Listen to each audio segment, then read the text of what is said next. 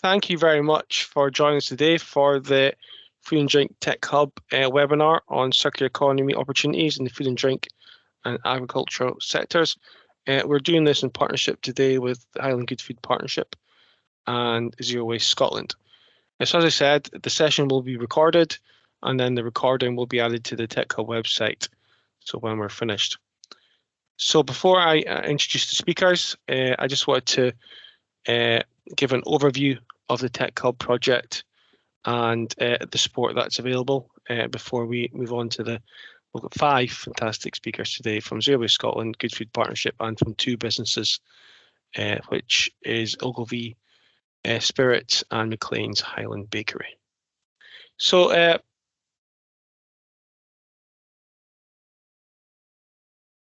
the Food and Drink Tech Hub Business Support Service is a 3-year project to work with over 300 businesses in the Highland Council area.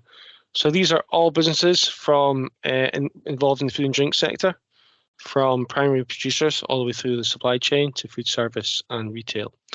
Also, businesses can get from out with the area can participate in the workshops and the events, but only businesses in that Highland Council region can benefit from the one-to-one delivery. So the project started in summer 2022, and it's focusing on opportunities for technology adoption and innovation related to the food and drink production. And this supports split up into a few different areas. So that's supporting business develop their growth plans and facilitate specialists in technical support. Raise awareness and increase implementation of new technologies, be that digital or automation. And we're also trying to develop collaboration between the public sector, the businesses and academics to deliver innovation projects that benefit the food and drink sector in the Highlands. We're also trying to get inside information on what a physical tech hub building could look like that could be situated in the Highlands and offer services to the food and drink businesses, which could be development kitchens or packaging areas or fulfillment centre or something like that that could be operational in the Highlands. So this is the type of support we're delivering as part of the Tech Hub. We're doing things like product development, prototype testing, scaling up. We're doing things on packaging and product labelling, do food safety, shelf life nutritional analysis, and we do things like sustainability, low carbon, waste management, and today's one on circular economy. Offer support on branding, marketing, business planning, e-commerce, and things like more technical stuff like equipment specification, technical troubleshooting, and factory layout. You can find a lot more information on what we're doing on the Tech Hub website, which is shown on the screen there. And we also have an opportunity for businesses to register their interest where they can get access to all the support that is available as part of the project. So this is how we're delivering the work. We have anybody who attends an event or through the website registration process can get a support call and signposting service where they can have a 30-minute chat with one of our experts that are delivering the program to find out a bit about the business, their aims, their objectives, their plans for growth, and we can tell the businesses about how the Tech Hub's business support service can help them meet them demands. We're doing technical networking workshops, so that's a combination of face-to-face and online workshops, and also these 1-hour webinars, which the Circular Economy webinar today is part of.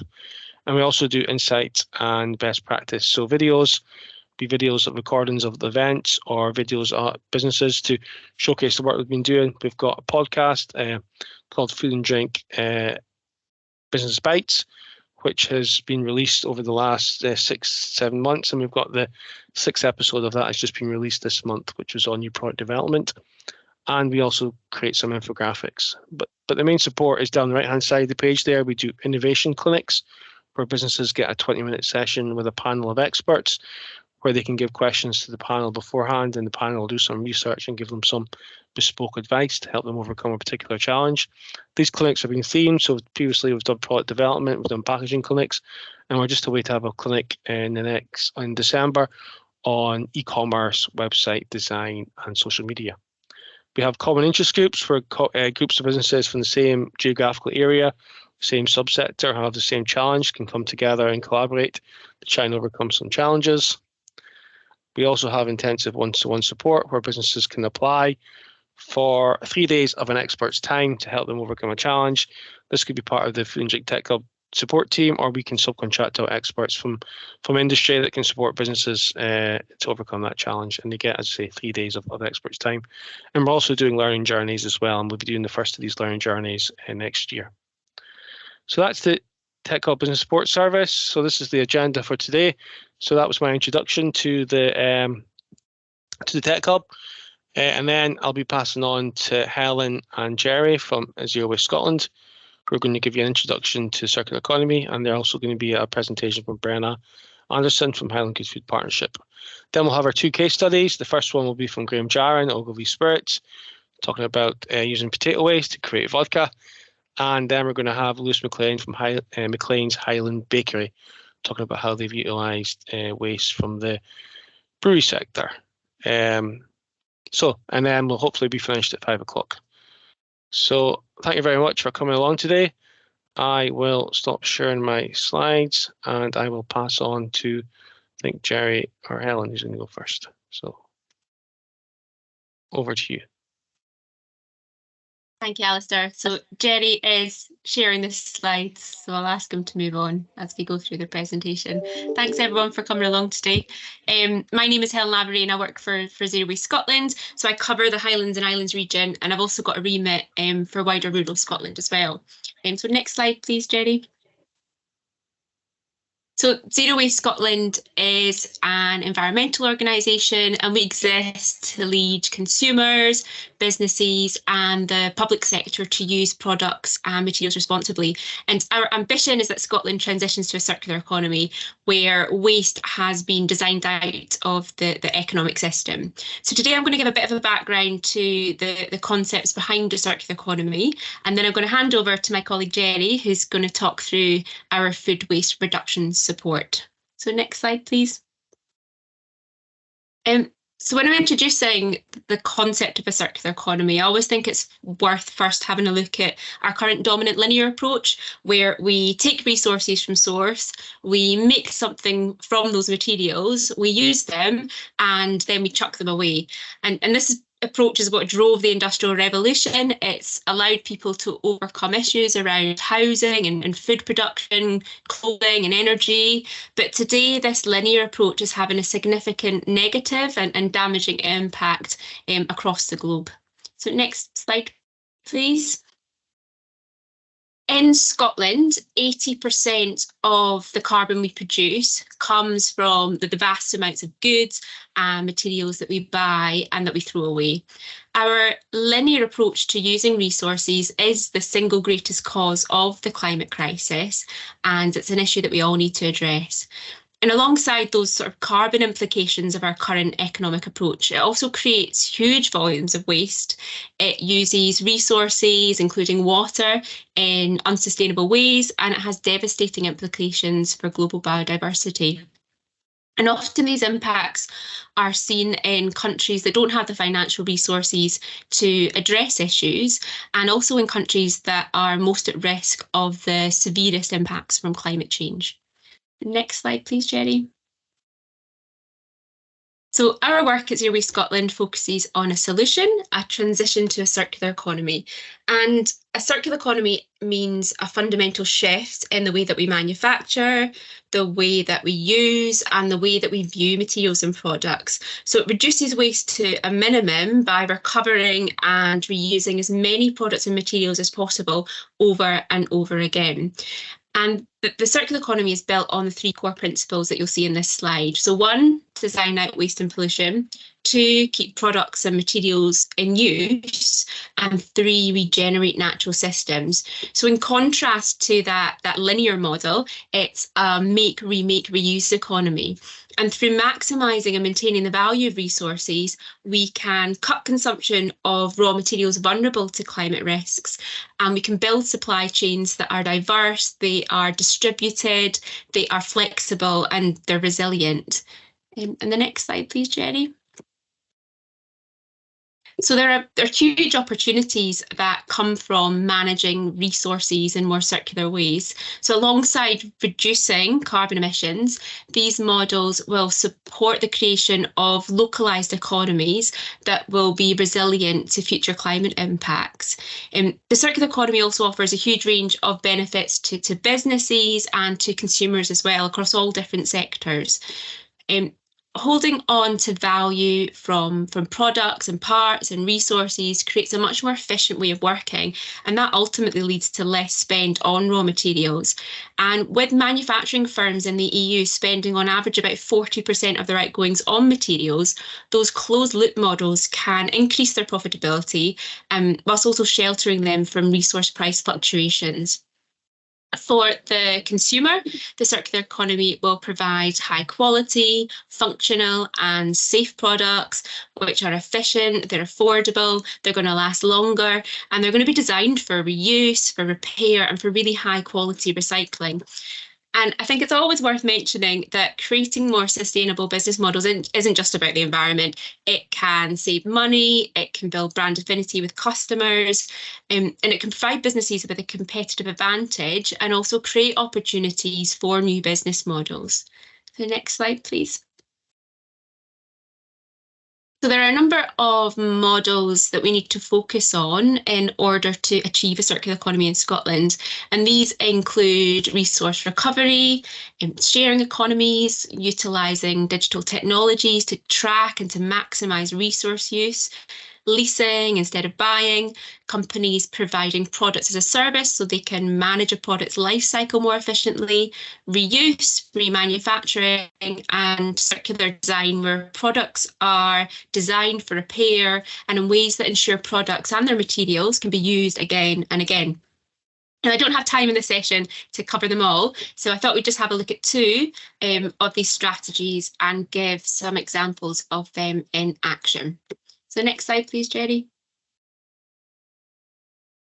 So the first strategy is design, and design really sits at the heart of the circular economy. To change the system, it requires us to redesign everything. So products, business models, regions, and those linear systems that have lasted for centuries.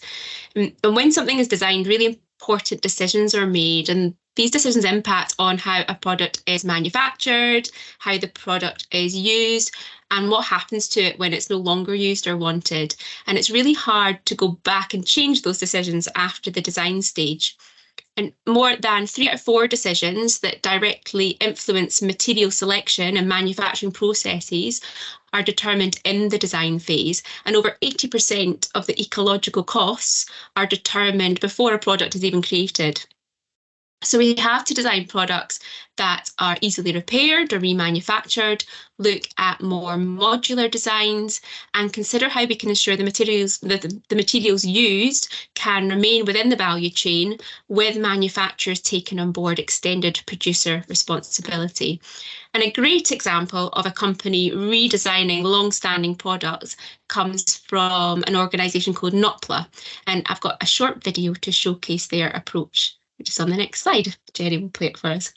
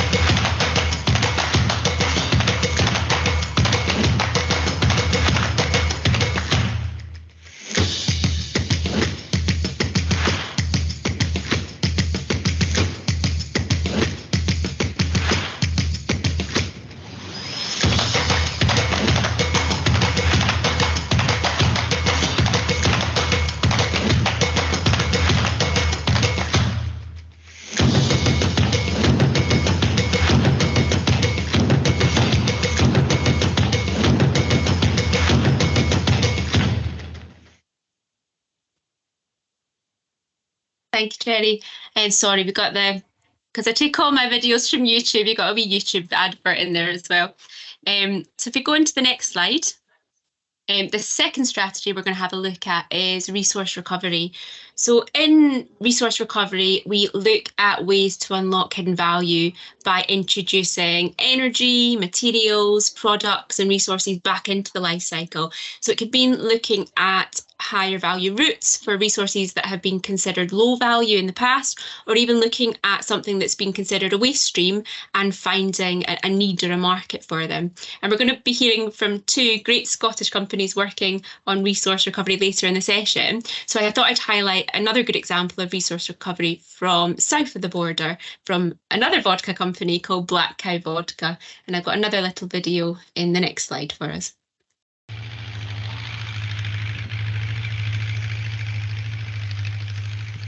Here in West Dorset, we have a secret way to make vodka from the milk of grass-grazed cows.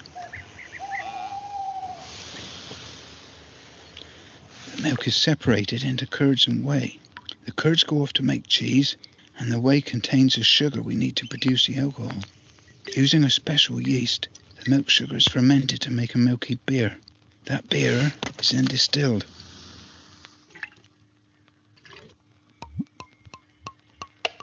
We blend and filter this distillate using our secret method.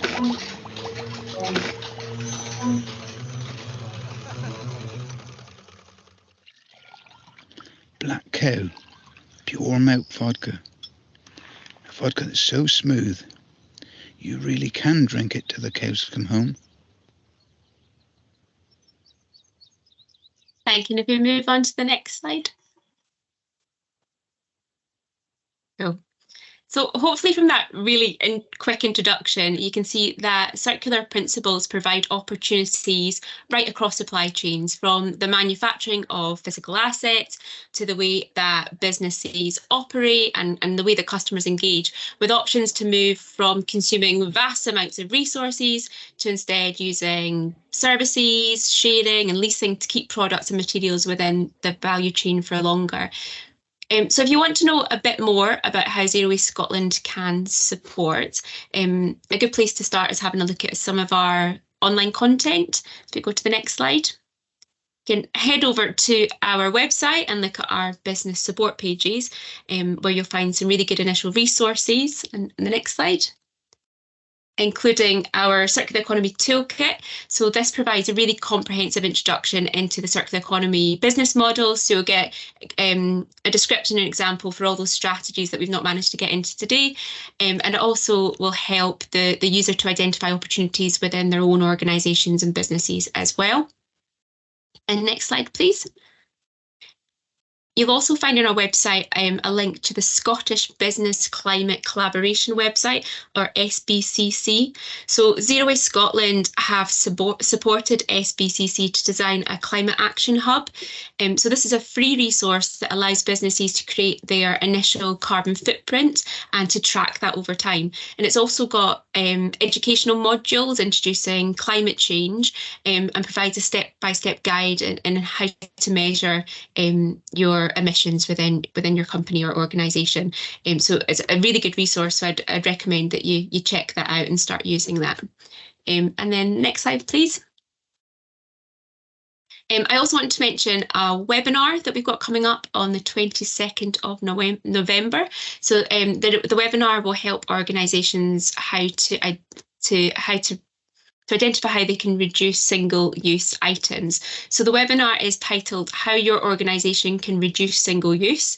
It's a free 90-minute session where you'll hear first-hand accounts from organisations who've taken part in our ditching disposables trials, as well as Zero Waste Scotland's policy team, who will share some insights on the single-use plastic products Scotland regulations, which are now in effect, as well as the Circular Economy Scotland Bill, which was recently laid in Parliament. And then finally, into the next slide.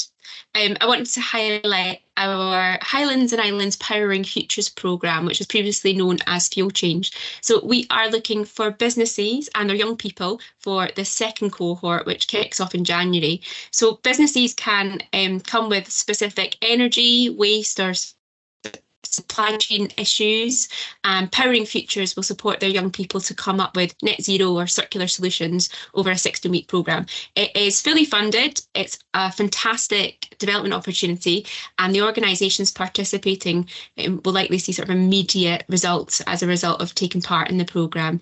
I've got a little bit of information on the side there, but if you want more information after this session, then drop me a note and I can share a bit more information on the Powering Futures programme. And then a final slide for me, Jerry. Just a thank you for coming along today. Hopefully you'll see that there are huge opportunities and benefits from thinking and planning in a much more holistic way. And I hope you've been inspired by that brief introduction to the circular economy. And I'm going to hand over to my colleague, Jerry, now to discuss designing out waste in the food and drink sector. Thank you very much. Thank you, Helen. Now I've got to do two things at once now. Hi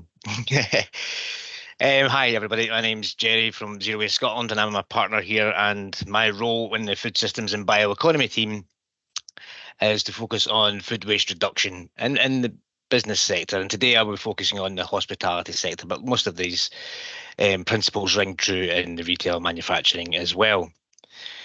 And you may think, why are we talking circular economy when it comes to food? Is food not linear? It's produced, then we eat it, and that's it, complete. Not necessarily. Obviously, throughout the supply chain, from production to consumption, there is waste, surplus, and byproducts that can be valorized and recycled, so that we can get some more value out of that waste. So let's talk about the impact of food waste. Now, food waste or food waste and loss with a country, it would be the third largest emitter of greenhouse gases behind the US and China. Now that's just a big macro figure, but let's bring it back to something that we all know about now. Is we're all aware of the plastics impact on the environment. So to put that in the context of food waste, if 1 kilogram of food waste 1 kilogram of food waste produces the carbon emissions equivalent to landfilling 25,000 plastic bottles. So that's 25,000. Now, I know we're all doing our best not to landfill these things anymore. They're all being recycled, but just think about the impact of landfilling 25,000 plastic bottles, and that's from 1 kilogram of food waste. But along with the environmental benefits of being a responsible operator and responsible business and reducing your food waste, there are the financial benefits too. Now let's just think about that. There's no hiding from the headlines. Food prices and inflation are at record highs, and in operations where margins were always tight, we need to reduce our cost. Wasting less and valuing that now semi-precious commodity will have a positive effect in your bottom line. When you think about the food waste, in fact, let's just take the word waste out of there. When you think about food, if we call it waste, it's already written off. But if we just think about food, it's not just the cost of that item that is being wasted.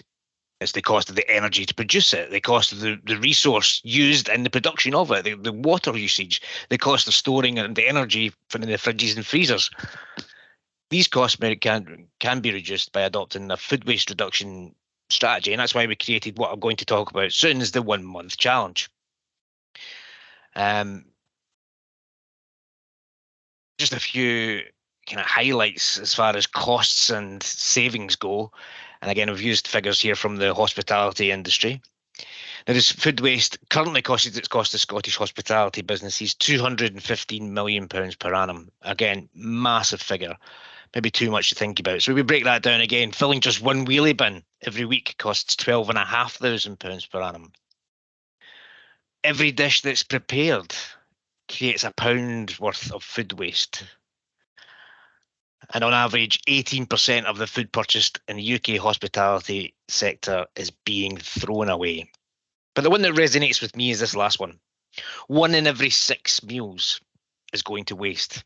And we think in an era where we're with food insecurity and the blood, sweat and tears that went into a hospitality venue doing, say, 600 covers, they've actually binned the equivalent of 100 of those meals.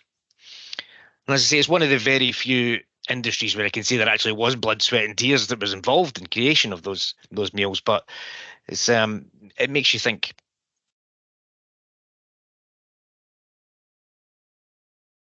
Now, a lot of people think, oh, it's always in the customer's plates where the waste occurs. I can't do anything about it.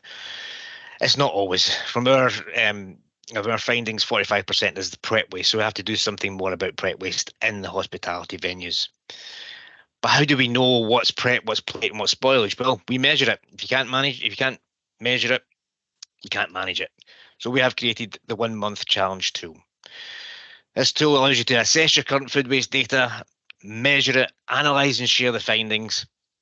And the most important part is step number 4. When things really get moving, is the time you develop that kind of winning action plan using all the information gathered in the other 3 steps, and it'll put you in the right steps.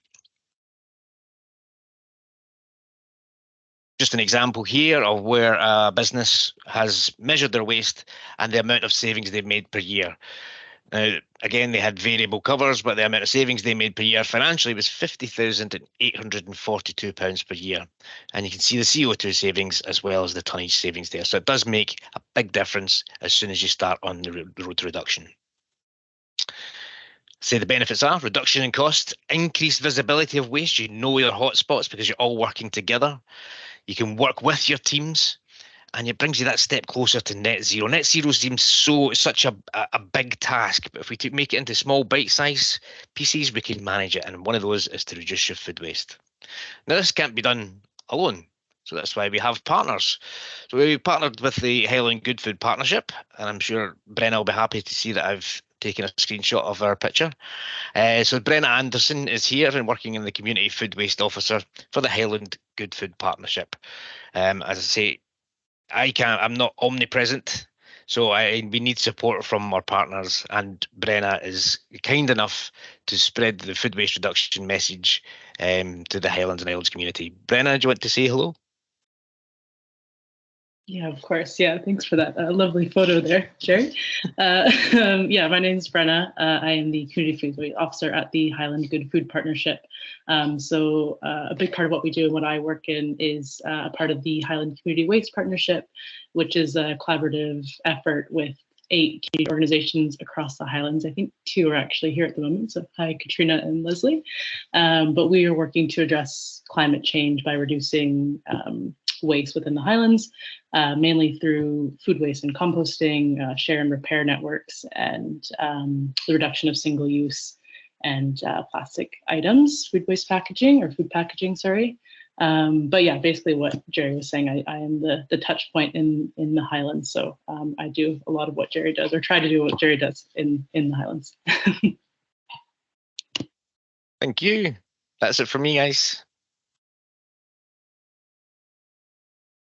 Okay, thank you very much. Does anybody have any quick questions for any of the team at Zero Waste Scotland or Brenna before we move on to the next presentation? Oh, grand. This has been a good presentation then. Thank you very much. So now we've got a couple of case studies just to talk, businesses talking about how they've used circular economy principles to add value to their businesses. The first one up is going to have Graham Gyron from Ogilvy Spirits, who's going to talk about his farm and how they created vodka from their potatoes. So over to you, Graham, and I will share my screen and your presentation. All right, good afternoon, everyone, and thank you for taking the time for listening to me, more importantly. I've been a bit lazy, I'm not going to lie to everyone. I was asked to do a presentation a long time ago, Route to Diversification, to SAC students. I didn't actually tell Alistair this today, so I thought, what better than just using the presentation I've got and filling in some bits as I go along. So good old agri style that I'm going to wing it a little bit, so here we go today. I'm a diversified farming business. We run a mixed farming enterprise with my parents, have cattle, cereals, multitude of things. If we can move on a little bit here, Alistair. It's not Crime Watch UK, so that wasn't what that photo was all about. That was a mugshot of everybody that works in the farm. Farm is on the east coast of Scotland, about 2 miles from Glamis Castle. We are very fortunate to have a good array of soil on our farm that we can grow a multitude of crops. And if we can just swiftly go on here again, Alistair. I started Ogilvy Spirits when a farm diversified from potato production. I would say we weren't forced into diversifying, and I would definitely make that a big thing. You know, our farming enterprise was very profitable prior to us diversifying, and I'm always a big advocate of don't diversify if you don't have your farming business in line. So my wife and I, she is a city slicker from Edinburgh, interior designer, and I wanted to involve her somehow in the farming side of things. So we went for a full ground to glass ideology, and I'm going to talk a little bit more about that and a sustainable approach in producing a vodka.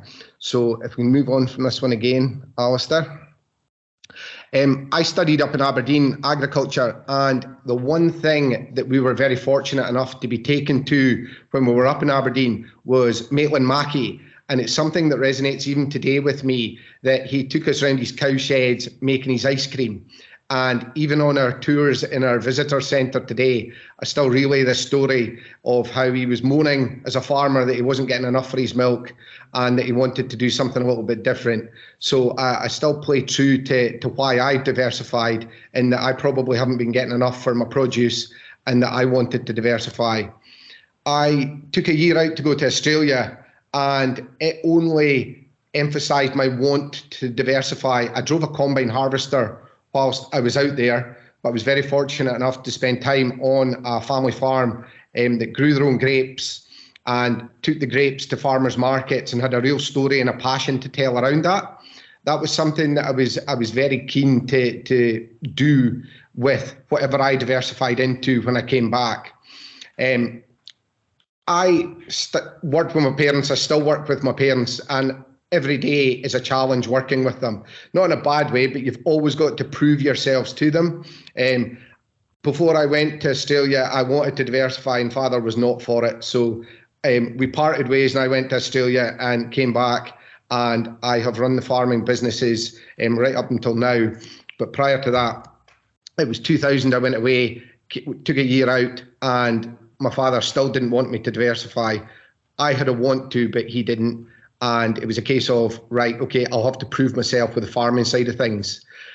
So from 2011, I stuck my head down, got into the farm, still a bit bored, streamlined the farms, and then came back and wanted to diversify. So I've diversified in 2015 with my wife into Ogilvy Spirits. If we can move on again, Alistair.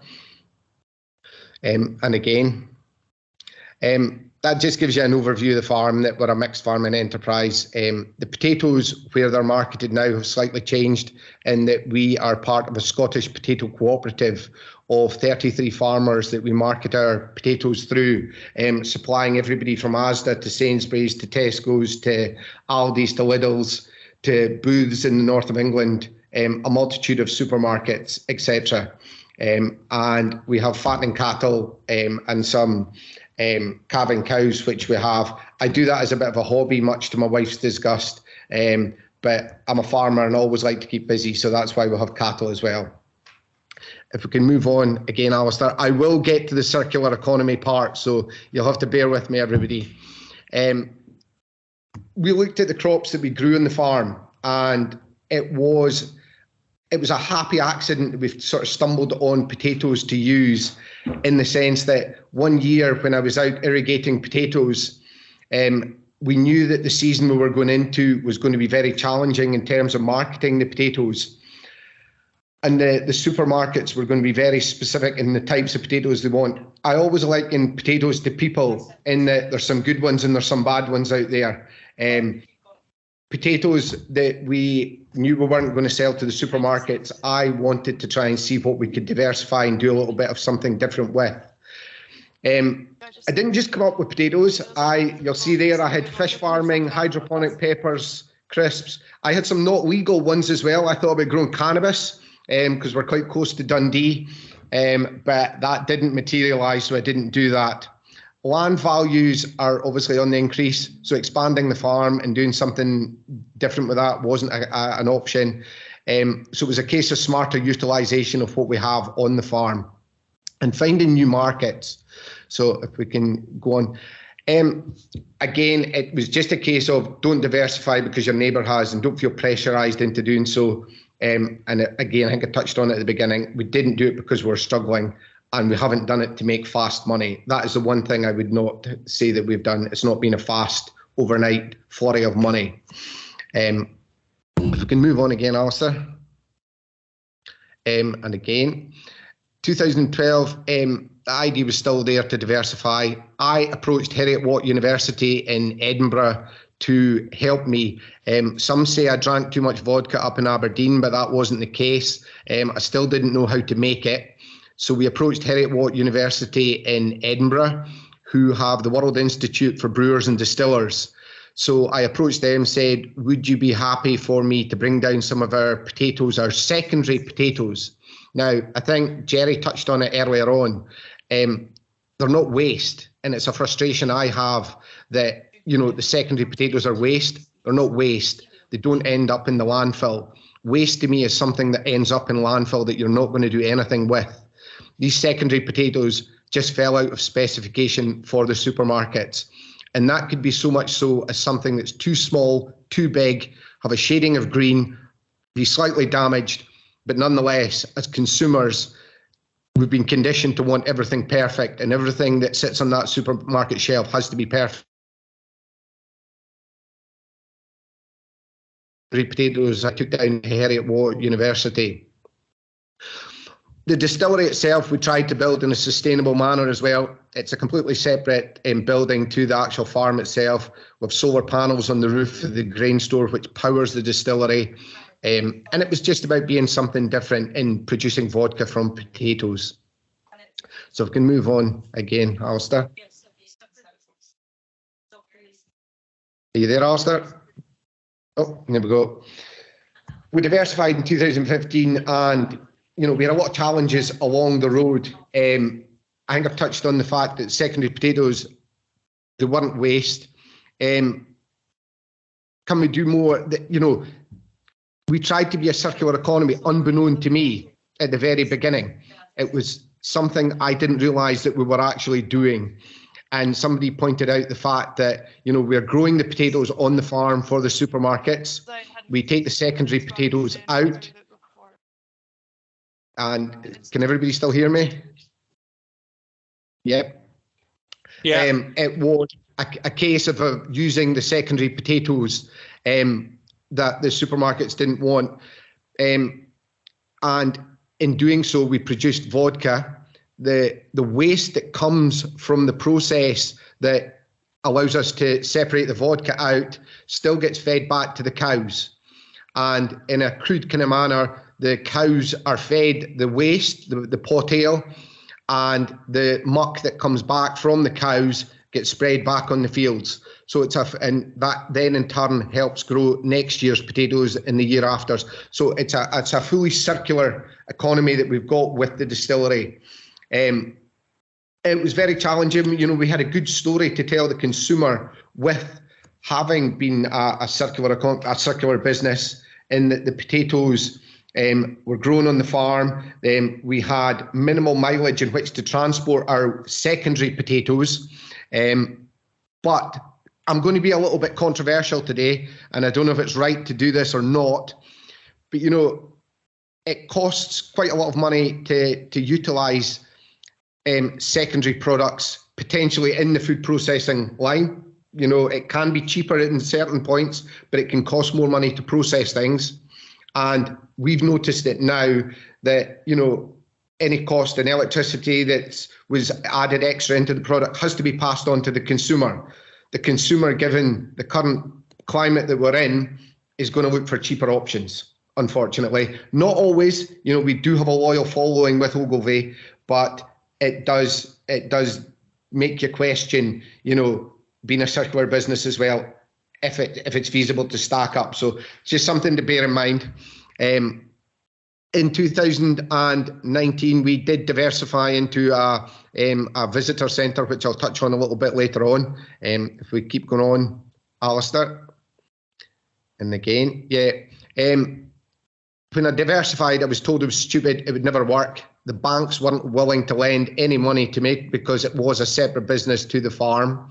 And we had our fair share of arguing with trademarks for Ogilvy as a business and exploding fermenters, but I'm not going to get into that today.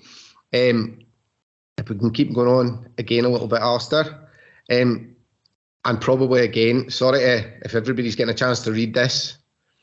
We've been very fortunate to Ogilvy to secure some very prestigious awards as we've gone along, from the wonky potato or secondary potatoes. The biggest one probably was the International Wines and Spirits back in 2015 when we started as a business. So, who'd have thought taking waste potatoes or I'm going to correct myself there, secondary potatoes, and actually achieving the International Wines and Spirits vodka trophy down in London. That's a great accolade to something that can be deemed as a secondary product or a waste product, as some might see it. If we keep going on, Alistair. We've gone into distillery tours, and the building behind you was an old grain store, which my wife had the vision for diversifying into a visitor centre. If you move on again, Alistair, you see it there. It didn't have much use in modern day farming practices. In my book, I was going to level it and put up a big grain store, but I think that would have been key for divorce. So hence the reason my wife got her hands on it, and we transitioned it into this, of which I'm in today, and repurposed it. So I don't know if there's circular economy for buildings, but we repurposed a lot of the old stone that you see there that had fallen down from dikes, the dry stone dikes that the counter's made out of, and used old wood for the roof and repurposed that. And if you keep moving on again, Alistair, and that just gives you another overview of it. And again, we take folk round the farm and try and educate them where the potatoes come from as we're going round. Just in summary as to what I've said, apologies again, it's more of a diversification as opposed to a circular economy presentation. Enjoy what you're about to do. Keep diversification separate to your business. Don't neglect your core business, and it won't happen overnight. And don't try to make it happen overnight. If we can go on again, Alistair. And that's just one of my sayings that everybody kind of gets fed up of hearing round about here. But I'll move on from that as well. You've probably all had a chance to read that. That's Ogilvy Spirits. The one thing I would say, and I'm going to touch on it again, is our glass bottle. I think it was touched on earlier on. I don't know if it was Jerry or your previous presentation about the glass. And there was the DRS scheme, which was quite controversial this year, which was potentially going to be brought in. We had actually looked at using aluminium bottles, and we have transitioned Ogilvy over into using aluminium bottles to reduce our carbon footprint. And not just from a manufacturing process, it's recycled aluminium we use, but it also benefits us. We have just signed a distribution agreement with an American distributor for Ogilvy, of which has only taken 7 years. So stick with it, folks. Things don't happen overnight, but we eventually got there. The aluminium bottles are going to allow us to transport more bottles because they're lighter than the glass bottles. So again, reducing our carbon footprint and, hopefully being better for the environment. I would say, if there's any take homes I can give you, it's if it can work in your business and it doesn't cost too much to do, then do it.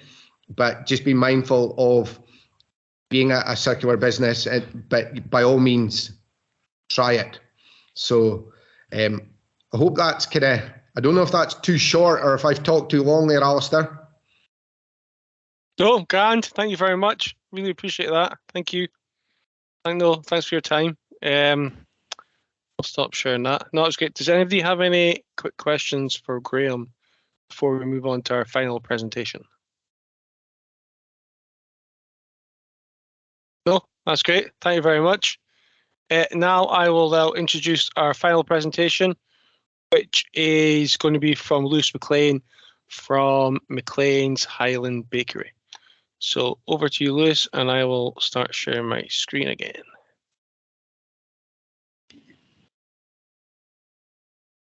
Okay, just go on to the next one. That's what I look like when it's sunny. Next slide. Just you can go on to the next. We're for those that don't know, we're a family business based in Forres up in Murray.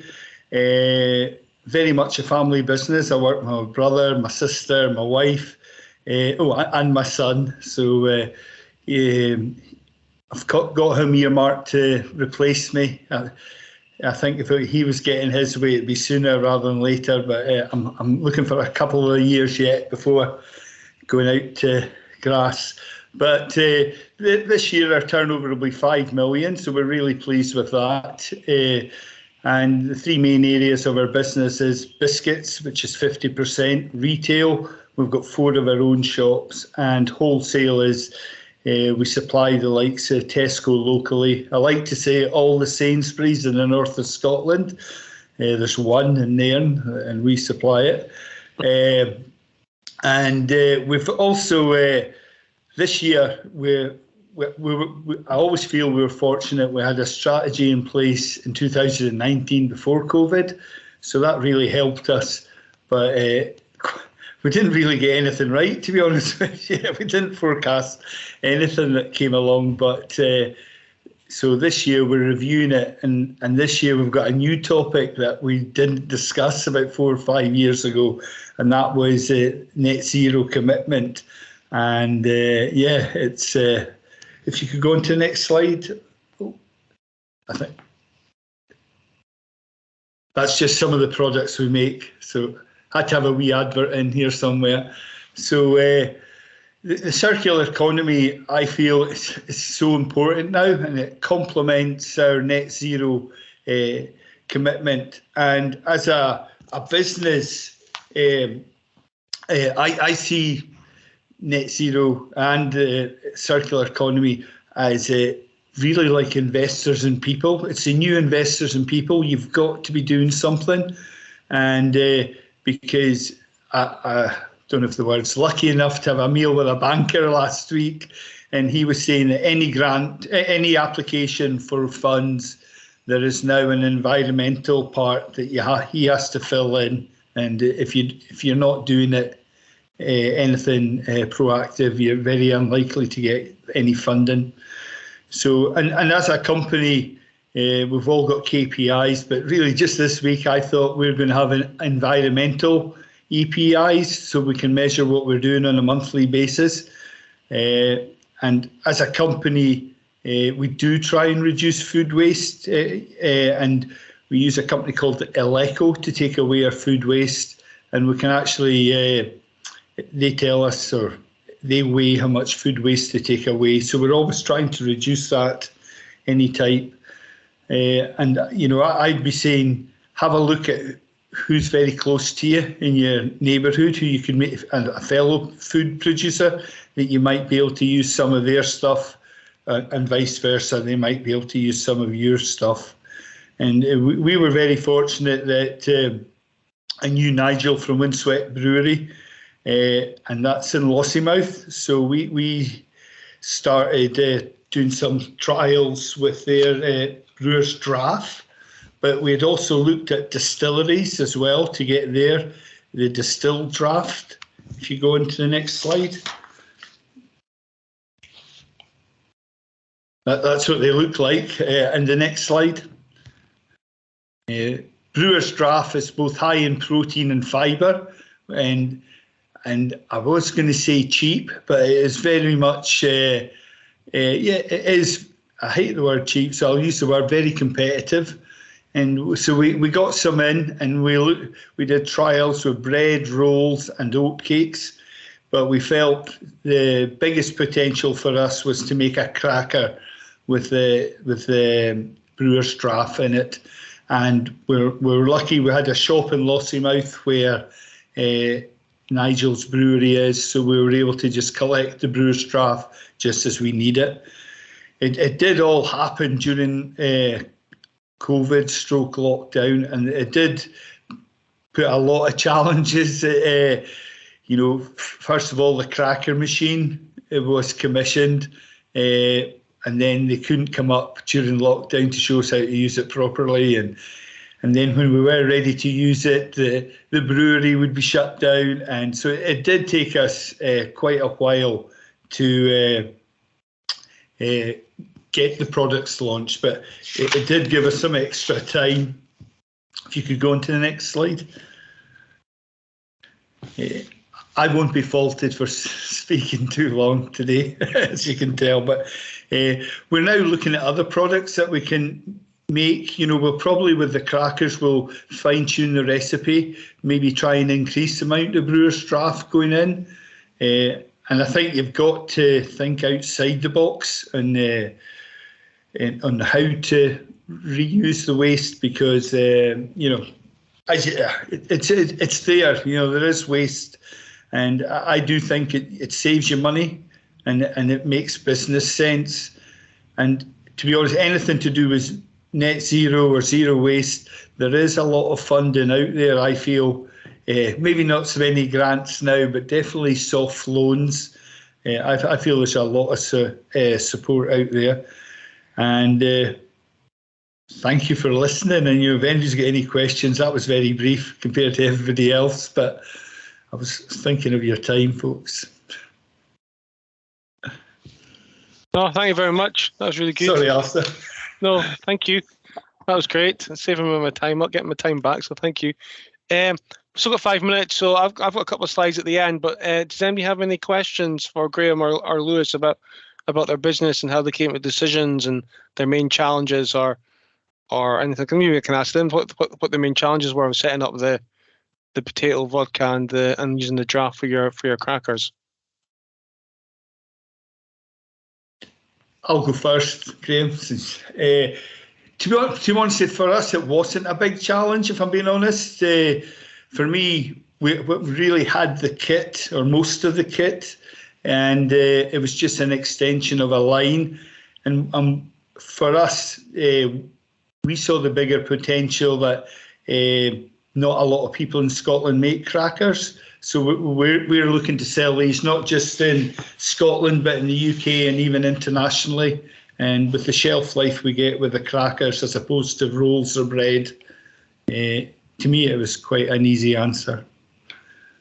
Okay, thank you. Graham, anything to add?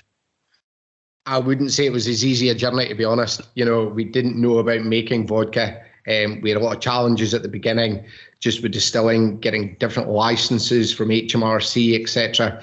So, it's very heavily regulated, the distillery industry, and even using your own secondary potatoes, it was very challenging. SEPA were very much looking over their shoulder, wondering, what was going to be waste, what was going to happen with things. So, hopefully we ticked all the boxes, and it's given us another revenue stream for the distillery, or the farm, should I say. It's, albeit the two are separate, but it's utilising something that otherwise we would have fed to the cows.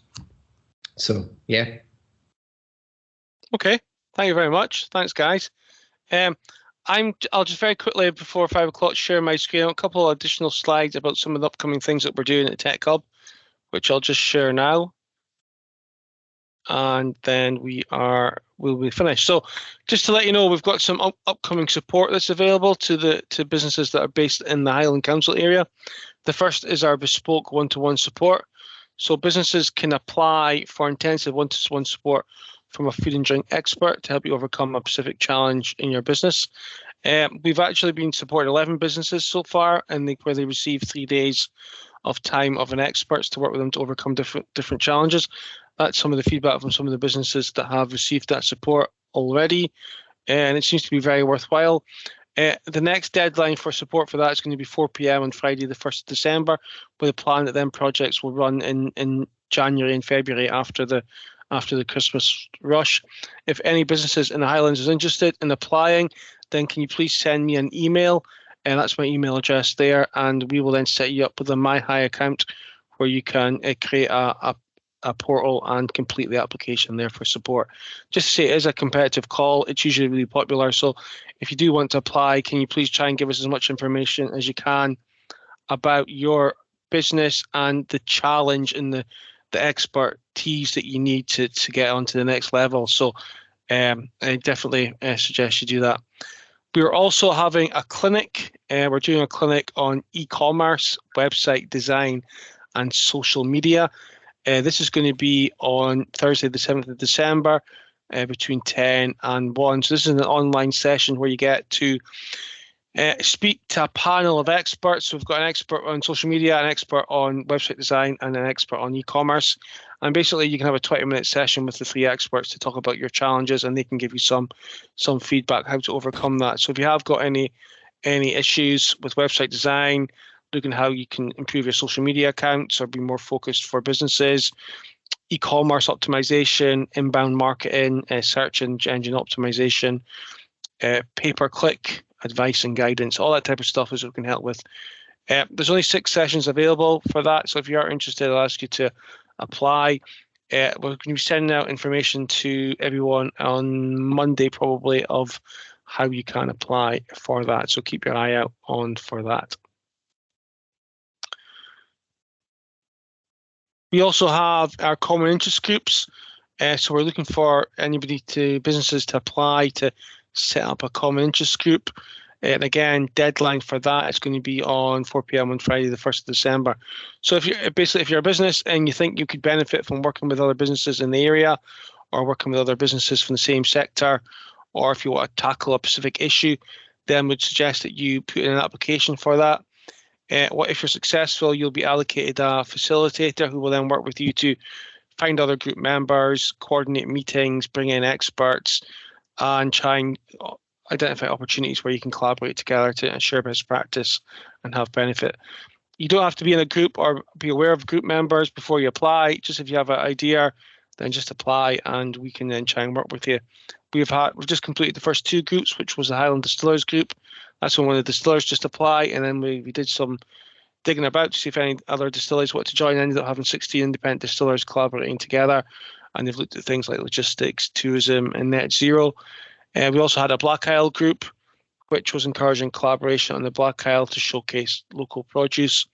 And we've just started a group called Highland Cake Collab, which is about collaboration between small-scale artisan bakers. But we are hoping to have one more common interest group. So if you are interested, there is the link there to the application form, and you can use your phone and you can scan the QR code if you're interested. And yeah, there's a small application form, take you 5-10 minutes to complete, and then we can look at setting something up. Also to say, as I mentioned before, we have our podcast, which is called Food and Drink Business Bites.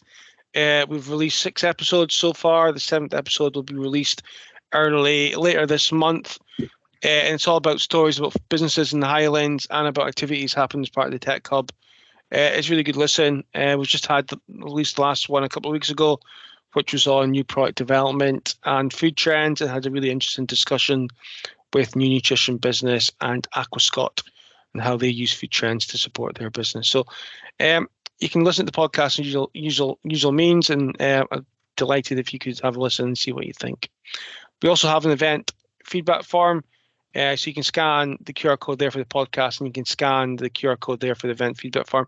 Delighted if you could spend a couple of minutes and give us some feedback about what you thought of today. I'll also be sending an email out probably tomorrow or Monday with the recording, the slides, and the feedback form. So delighted if you could give us your feedback.